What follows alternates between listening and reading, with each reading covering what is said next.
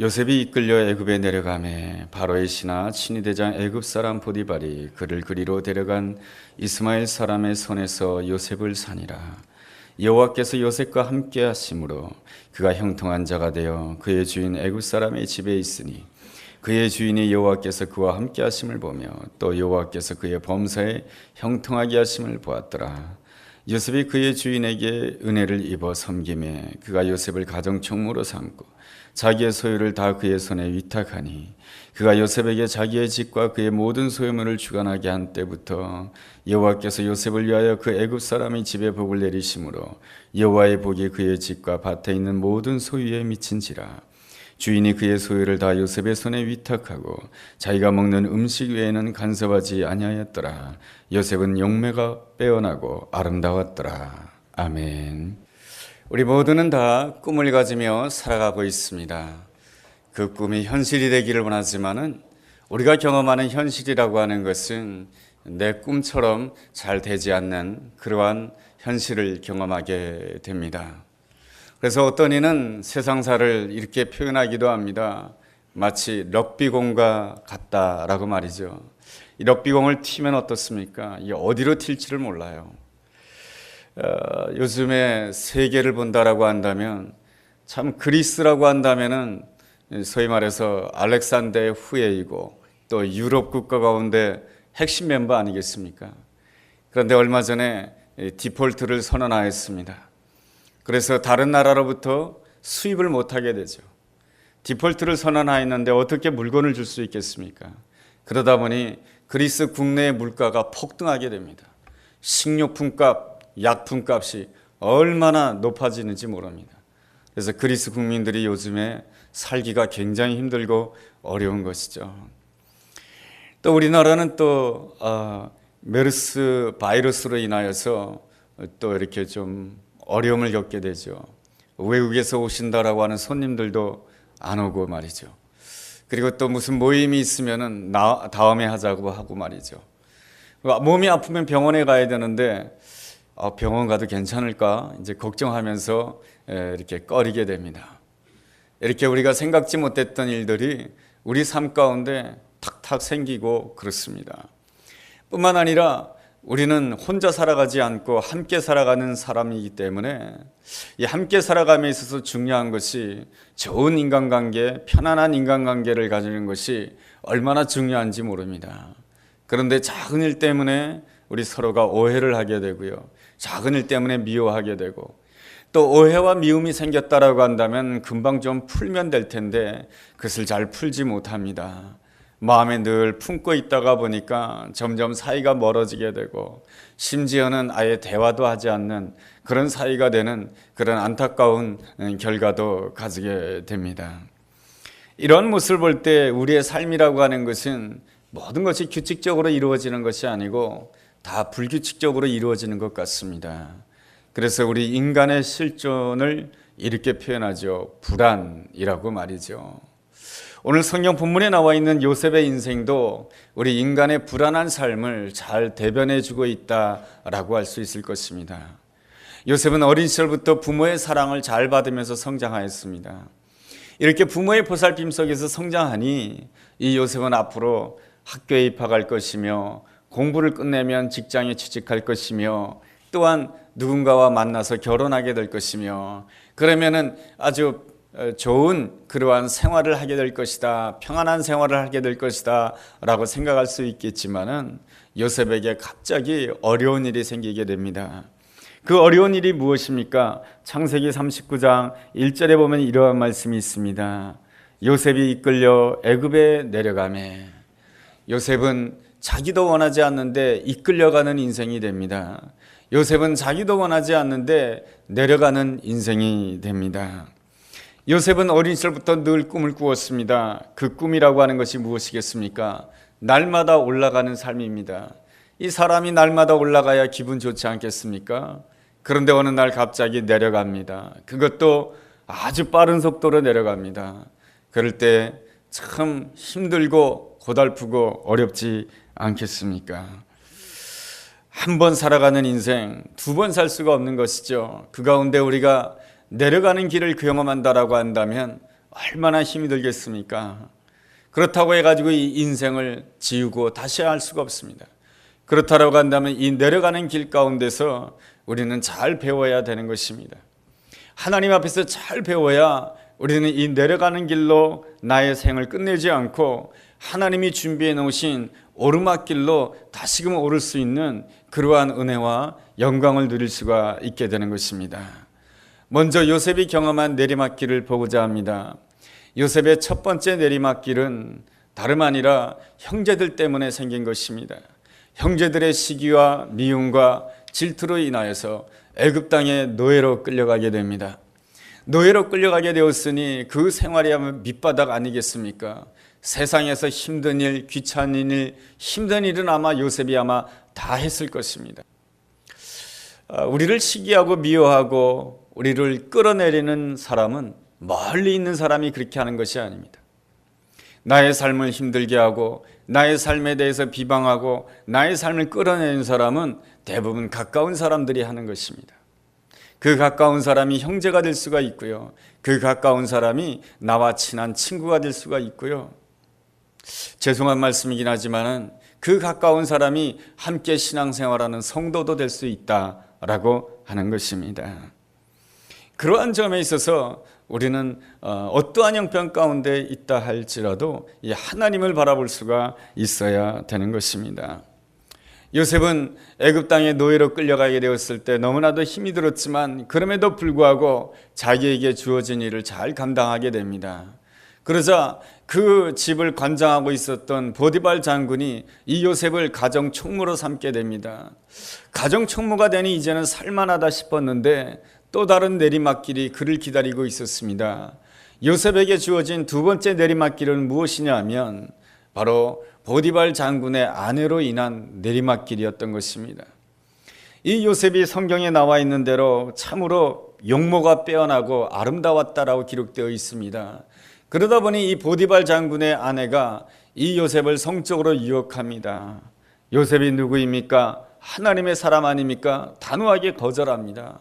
그런데 이상하게 소문은 달리 납니다. 요셉은 성폭행자다. 요셉은 성추행자다라고 말이죠. 세상 사람들은 쉽게 말합니다. 아닌 땡 굴뚝에 연기 나랴. 뭔가 잘못했으니까 그런 소문이 나는 것이 아니냐 했지만 우리가 성경을 보면은 아닌 땡 굴뚝에도 연기가 난다라고 하는 것을 알 수가 있습니다. 예수님은 아무런 잘못도 없이 아무런 죄도 없이 십자가의 고통을 겪으셔야 했습니다. 예수님에게 있어서는 참으로 억울한 일인 것이죠. 그럼에도 불구하고 그러한 일들이 예수님에게 일어났습니다.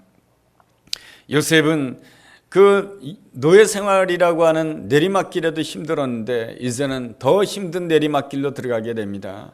감옥에 들어가게 됩니다. 사방이 갇혔습니다. 언제 끝날지 모를 이 감옥 생활 속에서 참 힘든 것이죠. 그 가운데서도 요셉은 한 가지 희망을 가지게 되는데 무엇이냐면 그 감옥 안에는 왕의 고관들이 들어오더라는 것입니다.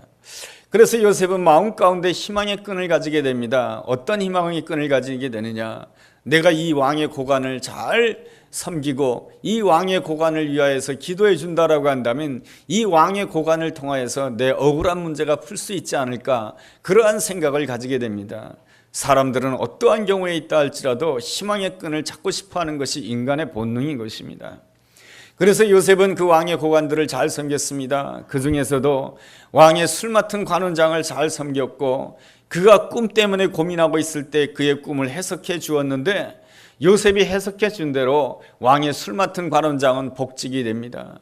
복직이 됐다라고 하는 그 소식을 들으며 이 요셉은 간곡하게 부탁합니다. 당신이 복직이 되었을 때 나를 꼭 기억해 달라고 말이죠. 그러나 술 맡은 관원장은 복직이 되자마자 요셉을 새까맣게 잊어버리게 됩니다. 이것이 바로 요셉의 세 번째 내리막길입니다. 형편이 어려운 것도 내리막길이지만은 더 힘든 내리막길은 무엇이냐면 사람들이 나를 외면한다라고 하는 것입니다. 사람들이 나를 잊어버린다라고 하는 것입니다. 사람들이 나와 함께하기를 좋아하지 않는다라고 하는 것입니다. 이 사람의 얼굴을 보면 다 알 수 있지 않습니까? 나와 함께 어울리는 것을 원하지 않는다라고 하는 것이죠. 요셉의 그 세 번째 내리막길은 너무나도 힘들고 어려운 일이었습니다. 요셉이 뭘 그렇게 잘못했다고 하나님께서는 그 내리막길을 달리게 할 때에 한 번만 내리막길로 들어가는 것이 아니고 두 번, 세 번 반복해서 하나님께서는 이 요셉을 하여금 더 깊은 곳에 내리막길로 떨어지게 하는 것입니까? 거기에는 하나님의 깊은 뜻이 있습니다. 사람을 보지 말라라고 하는 것이죠. 사람을 찾지 말라라고 하는 것이죠. 사람에게 기대하지 말라라고 하는 하나님의 뜻이 있는 것입니다. 하나님의 그 아름다운 일을 하기 위해서는 그 어떠한 형편 가운데 있다 할지라도 사람을 기대하지 말고 하나님만을 찾고 하나님을 바라봐야 된다라고 하는 것입니다. 우리 인생의 수준은 이 내리막길에 있을 때에 잘 나타나게 되는 것입니다. 내리막길에 있을 때 어떤 반응을 가지냐에 따라서 그 사람의 그 믿음의 수준을 잘 나타낸다라고 할 수가 있습니다. 내리막길에 있다 할지라도 우리는 하나님을 바라보면서 아름답게 반응하고 믿음으로 반응하고 긍정적으로 반응할 수 있다라고 한다면 하나님께서는 성경을 통해서 우리에게 반드시 약속해 주는 바가 있습니다. 모든 것이 합력하여 선을 이루게 해주시겠다라고 하는 로마서 8장 28절에 아름다운 약속의 말씀이 있는 줄로 믿습니다. 그렇다라고 한다면 우리가 이 내리막길 가운데 있게 되었을 때, 원치 않는 힘든 일 가운데 있게 되었을 때 우리가 어떻게 오르막의 출발점에 설 수 있는 아름다운 믿음의 사람이 될 수가 있겠습니까? 첫째로 하나님을 온전히 바라보아야 되는 것입니다. 하나님을 온전히 바라본다라고 하는 것은 무엇입니까? 믿음으로 살아가야 된다라고 하는 것입니다. 믿음으로 산다라고 하는 것은 무엇입니까? 어려운 형편이 있을 때 어려운 형편을 보는 사람이 아니고 바로 형편을 바꾸시는 하나님, 문제를 바꾸시는 하나님, 그 문제까지도 다시금 선으로 바꾸시는 그 놀라운 하나님을 바라보는 것이 진실로 하나님을 바라보는 아름다운 모습인 줄로 믿습니다. 요셉은 그렇게 하나님을 바라보았죠. 그래서 형제들을 만나게 되었을 때 창세기 50장 20절에서 이렇게 고백해주고 있습니다. 당신들이 나를 헤아려 했지만 하나님께서는 그것을 선으로 바꾸사 오늘날과 같이 많은 사람의 생명을 구원하게 하셨습니다 라고 이렇게 고백합니다. 요셉이 비록 노예 생활 그리고 감옥 생활 가운데 있었지만은 요셉은 상황을 바라보고 힘들어하고 낙심한 것이 아니고 그 문제를 바꾸시는 하나님, 그 상황을 선으로 바꾸시는 하나님을 바라보았기에 그는 오르막길의 출발점에 설 수가 있었고 하나님께 영광 돌리는 아름다운 생애를 살 수 있는 줄로 믿습니다. 지난해 텔레비전에서 방영되었던 드라마 가운데 하나가 미생이라고 하는 드라마입니다. 이 미생이라고 하는 드라마가 우리 모든 직장인들에게 많은 공감을 주었다라고 합니다. 이 미생이라고 하는 이 단어는 바둑 용어입니다.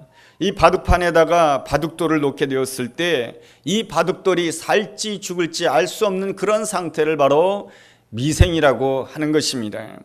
이 바둑판 안에는 수많은 바둑돌들이 있습니다. 그 바둑돌이 어떻게 이어지냐에 따라서 이 미생 바둑돌은 살 수도 있고 죽을 수도 있는 것입니다. 그런 점에 있어서 이 미생이라고 하는 이 바둑돌은 누구의 손에 달려 있는 것입니까? 바둑을 두는 사람의 손에 달려 있는 것 아니겠습니까? 우리 인생도 마치 미생과 같은 것 같습니다. 우리 삶 가운데는 여러 가지 사건이 있고요, 여러 가지 문제가 있습니다.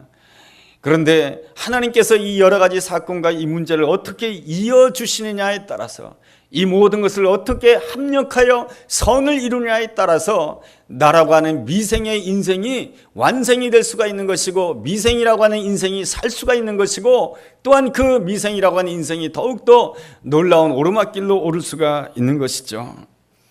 빅터 프랭클이라고 하는 사람이 있습니다. 세계 2차 대전 때에 오스트리아 사람인데요, 유대인이라고 하는 이유 한 가지 때문에 그 유명한 아우슈비츠 수용소로 끌려가게 됩니다. 이 아우슈비츠 수용소에 끌려가게 되었으니 얼마나 낙심이 되고 얼마나 절망이 되겠습니까? 우리는 상상만 해도 그의 고통이 얼마나 큰지를 알 수가 있습니다. 그런데 말이죠, 사람들이 이러한 수용소에 들어가게 되면은 사람들이 다 낙심하고 절망함으로 인하여서 그 아우슈비츠 수용소에 있는 사람들이 하나같이 다 세수를 하지 않더라는 것입니다. 그리고 남자는 매일같이 면도를 해야 되지 않습니까? 면도를 하지 않으면 얼굴이 지저분해지죠. 아무도 면도를 하지 않고 또한 머리를 단정하게 할 생각도 하지 않더라라고 하는 것입니다. 그런데 말이죠, 이 빅터 프랭클 씨 한 사람만은 날마다 면도를 했다라고 하는 것이죠. 자기 손에는 뭐 면도 기구가 있어서 면도를 했겠습니까? 그렇지 않습니다. 그 면도 기구라고 하는 것은 땅바닥에 떨어졌던 깨진 유리 조각이었던 것입니다. 그 깨진 유리 조각을 가지고 매일같이 면도를 하였던 것이죠. 아우슈비츠 수용소를 감시하는 감시병이 있습니다. 그 감시병을 카포라고 합니다. 이 카포가 하는 일 가운데 하나는 매일같이 아침 점호 때에 누구를 가스실에 넣을까를 결정하는 것입니다. 이렇게 봤을 때 병드는 사람, 이렇게 봤을 때 힘이 없어서 도저히 일을 할 수 없는 사람을 골라내어서 가스실에 집어넣는 것입니다. 날마다 아침 점호를 할 때마다 빅터 프랭클 앞에 지나갈 때마다 그를 가스실에 집어넣을 수 없었다라고 하는 것입니다. 왜냐하면 그의 아침 점호할 때 보면은 날마다 그 아침에 벌써 면도를 깨끗하게 하고 나왔기 때문에 자기 자신을 소중히 여기는 사람은 다른 사람도 그 사람을 함부로 대할 수가 없는 것입니다. 나를 함부로 대하기 때문에 다른 사람이 나를 함부로 대하는 것입니다. 나는 형편없는 사람이야, 나 공부 못하는 사람이야, 나 돈 없는 사람이야, 나를 형편하게 취급하기 때문에 다른 사람도 나를 형편없이 취급하는 것입니다. 나를 형편없이 취급하기 때문에 남편이 나를 함부로 대하는 거예요. 내가 나를 소중히 여긴다라고 한다면 남편도 나를 소중하게 여기는 것이고, 내가 나를 소중히 여긴다라고 한다면 아내도 나를 소중히 여길 수밖에 없게 되는 것이죠. 그래서 카포는 그 빅터 프랭클 씨를 결단코 그 가스실에 넣을 수가 없었다라고 하는 것입니다. 또한 이 빅터 프랭클 씨는 그 수용소에 있으면서 그 극한 어려움 속에 있으면서도 이러한 생각을 했다라고 하는 것입니다. 유대인으로서 하나님을 생각하면서 하나님께서 뭔가 뜻이 있어서 나를 이곳에 넣으셨다라고 하는 그러한 생각을 가지면서 하나님께서 나를 이곳에 있게 한 이유가 무엇일까를 생각하게 되면서부터 자연스럽게 자기 마음속에 무엇이 사라졌냐 하면은 사람에 대한 미움이 사라졌다라고 하는 것입니다. 그래서 그 수용소 안에 있는 사람들이 제일 미워하는 사람이 누구겠습니까? 카포인 것이죠. 자기들을 감시하고 자기들을 함부로 때리고 그리고 또 자기들에게 강제 노역시키는 이 카포를 바라보면서 사람들은 저마다 이렇게 말을 대했습니다. 저 인간은 인간이 아니야, 악마야, 저 인간은 사람이 아니야, 마귀야, 이렇게 하면서 정죄하면서 판단하면서 그를 증오하면서 살았다라고 하는 것입니다. 그럼에도 불구하고 이 빅터 프랭클 씨는 이 카포에 대해서 전혀 증오하지 않았다라고 하는 것이죠. 저 사람도 이 상황에 대한 피해자이며 저 사람도 저 사람에게도 하나님의 형상이 있으며 저 사람도 구원받아야 될 하나님의 백성이다라고 하는 그런 생각을 하게 되니까 그 카포를 미워하지 않게 되더라라고 하는 것입니다. 카포가 보았을 때에 모든 사람들을 나를 악마로 증오하고 있습니다. 그런데 한 사람만은 나를 증오하지 않습니다. 누구냐? 빅터 프랭클 씨인 것입니다. 이 카포가 그 안에 있는 그 죄수들을, 그 죄수가 아닌 죄수들이죠, 그 사람들에게 인격적으로 대우해 줬겠습니까? 막대하였겠죠. 그럼에도 불구하고 여전히 나를 인간으로 대우해 주는 한 사람이 있었는데 빅터 프랭클 씨인 것이죠. 이제 2차 대전이 거의 끝나게 되었을 때에 독일군은 이 아우슈비츠 수용소를 없애고자 하는 마음을 가졌습니다. 그래서 불지르고자 했던 것이죠. 그런데 말이죠, 불지르기 이전에 거기 아우슈비츠 수용소에 있던 그 사람들을 구해낸 사람이 누구냐면 카포인 것이죠. 카포는 누구를 끄집어내기 위해서 구했냐면은 빅터 프랭클 씨를 끄집어내기 위한 것입니다. 그래서 이 카포는 불지른다라고 하는 것을 알게 되고 미리 사전에 이 빅터 프랭클 씨에게 정보를 제공해 줍니다. 빨리 나오라고. 그래가지고 빅터 프랭클 씨를 함께 따라 나왔던 사람들은 다 생존자가 된 것이죠. 그래서 지금은 미국에 가서, 물론 지금은 돌아가셨지만 미국에 가서 생활하게 됩니다. 그래서 그 미국에서 내는 책이 바로 죽음의 수용소라고 하는 책입니다. 오늘날에도 그가 쓴 책은 많은 사람들에게 위로를 주고 용기를 주는 아름다운 책으로 많은 사람들에게 기록되어 있습니다. 우리가 내려가고 내려갈 때에 우리가 온전히 하나님을 바라볼 수 있어야 되는 것입니다. 그럴 때 우리는 나 자신을 소중히 여기는 사람이 되는 것이고요, 또한 내 옆에 있는 사람을 향해서 미워하는 마음, 증오하는 마음까지도 다 내려놓을 수가 있게 되는 것이죠. 어느 누구가 이럴 수가 있습니까? 우리 힘으로는 절대로 그럴 수 없습니다. 내가 그렇게 해야지 생각한다고 해서 그렇게 되는 것이 아니에요. 하나님이 주시는 힘이 있어야 되고 하나님이 주시는 위로가 있어야 되고 하나님이 주시는 아름다운 마음이 있어야 되는 줄로 믿습니다. 그래서 우리가 둘째로 우리가 내리막길에서 긍정적으로 반응하기 위해서는 온전히 하나님 앞에 기도할 수 있어야 되는 것입니다. 하나님 앞에 기도한다라고 하는 것은 너무나도 중요한 일인 것입니다. 우리가 하나님 앞에 나가서 기도할 때 멋있게 기도할 필요가 없습니다. 여러분, 예레미야 애가서를 본다라고 한다면 예레미야가 얼마나 하나님 앞에 눈물과 탄식으로 기도하는지 모릅니다. 그 예레미야 애가서의 주제는 이렇습니다. 하나님, 인생이 저주스럽습니다. 이게 하나님이 만드신 인생입니까? 그런데 이 인생이 왜 이렇게 고통을 당하고 이렇게 저주를 받아야 됩니까? 이것이 바로 예레미야의 탄식의 기도인 것입니다. 그런데 그 내용이 성경으로 들어와 있고 성경으로 기록되어 있습니다. 그것은 무엇을 뜻하느냐? 우리가 하나님 앞에 나아가서 원망이 있다 할지라도 불평이 있다 할지라도 하나님 앞에 다 토해내는 것에 대해서는 하나님께서는 결단코 외면하지 아니하시고, 우리가 원망 가운데 있다 할지라도 하나님께서 나와 함께 하시고, 우리가 낙심 가운데 있다 할지라도 하나님께서 나와 함께 하시고, 내가 어떠한 형편 가운데 있다 할지라도 그 모든 것을 가지고 하나님 앞에 부르실 때에는 하나님께서 나의 삶 가운데 임재하여 주신다라고 하는 것입니다. 그러므로 우리가 어떠한 형편 가운데 있다 할지라도 내가 사는 길은 하나님의 임재하심을 체험하는 길이 바로 내가 사는 길인 줄로 믿습니다. 다윗은 광야 생활을 하게 되었을 때 내리막길을 가게 됩니다. 왕에게 쫓기는 길이니 얼마나 힘들고 어렵겠습니까? 친구에게 쫓기는 것이 아닙니다. 이웃에게 쫓기는 것이 아닙니다. 바로 권력자에게 쫓기는 것입니다. 여러분, 권력이 무섭지 않습니까? 권력은 사람의 생명을 쥐고 흔들 수가 있습니다. 그런 점에 있어서 권력에 쫓긴다라고 하는 것은 힘들고 어려운 일이었지요. 그렇지만은 이 다윗이 그 가운데서도 나를 소중히 여깁니다. 어떻게 나를 소중히 여길 수가 있었겠습니까? 하나님 앞에 부르짖었기 때문에 그런 것입니다. 그의 부르짖음의 간구가 시편 40편 1절과 2절에 이렇게 아름답게 기록되어 있습니다. 내가 여호와를 기다렸더니 귀를 기울이사 나의 부르짖음을 들으셨도다. 내가 기가 막힐 웅덩이와 수렁 가운데 있었지만 여호와께서는 나를 그곳에서 끌어올리시고 내 발을 반석 위에 두셨도다 하면서 하나님을 아름답게 찬양하는 귀한 모습을 보게 됩니다.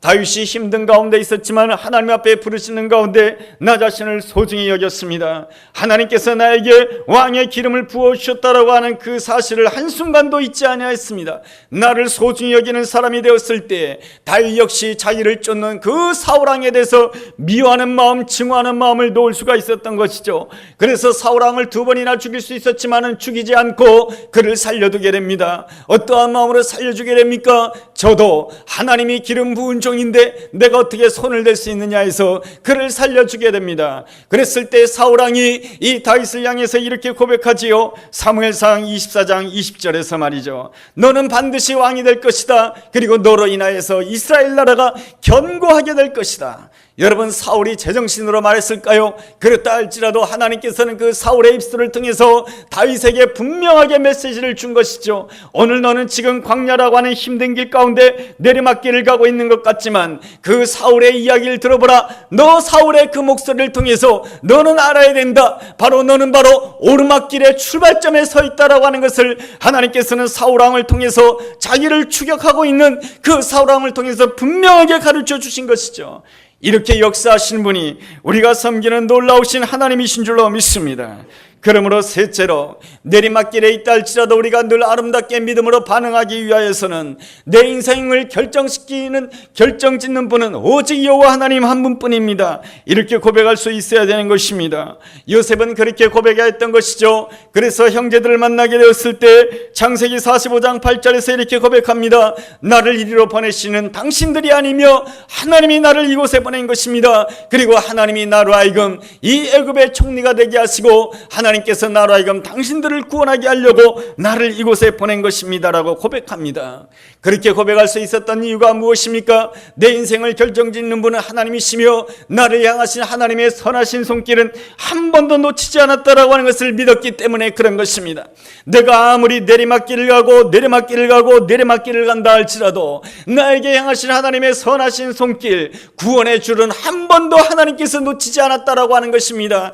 그러므로 내가 어떠한 형편 가운데 있다 할지라도 하나님의 때가 되어서 하나님께서 그 줄을 잡아 당긴다라고 한다면 그 순간부터 오르막의 첫 출발점이 되는 줄로 믿습니다. 여러분, 내가 어떠한 상황 가운데 있다 할지라도 하나님을 사랑하는 자, 그 뜻대로 부르심을 받은 자들에게는 모든 것이 다 합력하여 선을 이루시는 놀라운 하나님의 선하신 손길이 우리 가운데 있는 줄로 믿습니다. 하나님께서 우리에게 왜 이러한 내리막길을 허락하시는 것입니까? 하나님께서는 그 모든 것들을 통해서 우리를 아름다운 작품으로, 하나님의 형상으로, 겸손한 하나님의 사람으로, 하나님 앞에 온전히 무릎을 꿇는 사람으로서 어떠한 형편 가운데 있다 할지라도 사람을 찾아가지 아니하며 오직 여호와 하나님만이 나의 구원자이시며 나의 요새이시며 나의 피난처이심을 고백하는 아름다운 하나님의 사람으로 세워주기 위한 하나님의 거룩한 뜻과 계획이 있는 줄로 믿습니다. 그러므로 우리는 날마다 매 순간마다 로마서 8장 37절에 있는 말씀처럼 우리를 사랑하신 이로 말미암아 우리가 넉넉히 이기느니라 놀라운 고백을 할 수 있어야 될 줄로 믿습니다. 그 고백으로 하나님을 바라보게 되었을 때 우리는 어떻게 반응하는 사람이 될 수가 있겠습니까? 나 자신을 소중히 여기는 사람, 나는 어떠한 형편 가운데 있다 할지라도 하나님의 아들이며 하나님의 딸입니다. 이러한 고백을 가질 때 나에게 주어진 작은 일이라 할지라도 작은 일에 충성을 다할 수 있는 자가 되는 것이고, 또한 내가 반응해야 될 것이 바로 내 옆에 있는 사람에 대해서 미워하는 마음을 거둘 줄 알아야 되는 것입니다. 이것은 내 힘으로 할 수 없지만 하나님께서 내게 능력 주실 때 내가 온전히 감당할 수 있는 줄로 믿습니다. 그럴 때 내가 어떠한 내리막길이 있다 할지라도 그 아름다운 반응을 가진다라고 한다면 하나님이 주시는 놀라운 권능과 힘으로 말미암아 오늘 이 순간부터 우리가 오르막의 출발점에 설게 될 줄로 믿습니다. 그 은혜가 우리 모두에게 함께하게 되기를 주의 이름으로 축원합니다. 기도하겠습니다. 하나님 아버지, 내리막길에 들어섰다 할지라도 하나님의 선하신 손길이 우리를 꽉 붙잡고 계신 줄로 믿습니다. 내리막길에서도 하나님을 온전히 바라보게 하시고 내 인생은 오직 하나님에 의해서만 결정된다라고 하는 것을 믿고 매 순간마다 믿음으로 반응하며 긍정적으로 반응하는 우리의 믿음 생활이 되게 하여 주시옵소서. 그래함으로 인해서 나 자신을 소중히 여기며 또한 내 옆에 있는 사람에 대한 미움도 다 내려놓게 도와주옵시고, 내게 주어진 일이 작다 할지라도 그 작은 일에 충성함으로 인하여 오르막의 첫 출발점에 들어서게 되는 축복의 사람 되게 하여 주시옵소서. 예수님의 이름으로 기도했습니다. 아멘.